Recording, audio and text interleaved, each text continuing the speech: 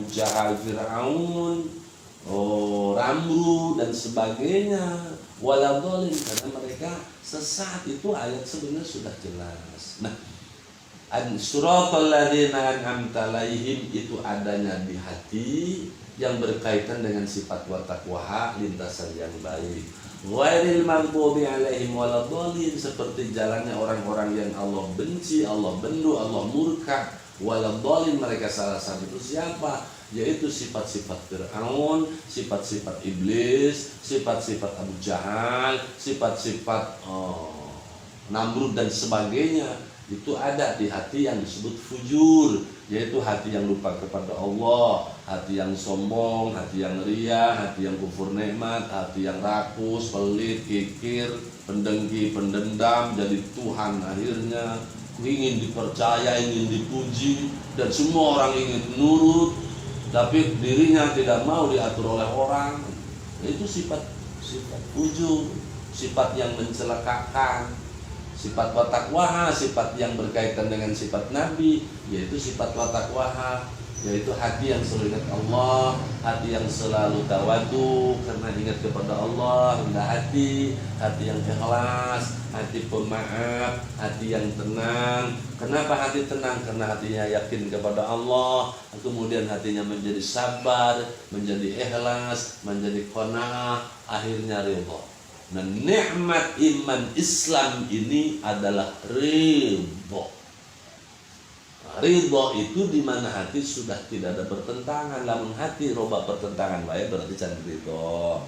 Jengkel bae berarti can ridho. Kesel bae durung ridho. Kon puasa mohong buka bae panon. Ragu berarti masih ragu ridho. Nah, bakal ridho itu ikhlas. Baka ikhlas berarti di dalamnya sabar, di dalamnya sudah terjadi tawakal, maka itulah hati yang selamat. Jadi adanya di hati kita, cuma kita yang jadi persoalan terlalu banyak menilai orang tanpa kurangnya menilai diri sendiri. Akhirnya kita terjebak merasa kita paling baik, paling benar. Kalau melihat orang, melihat kejelekannya, maka kita doakan. Sambil kita memohon ampun dan perlindungan, ya Allah, lindungi keluargaku jangan sampai berbuat seperti mereka.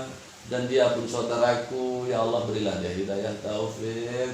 Aku pun takut, ya Allah, dan jaga aku dan keluargaku supaya tetap di dalam kebaikan. Itu yang ngaji hati tuh asik.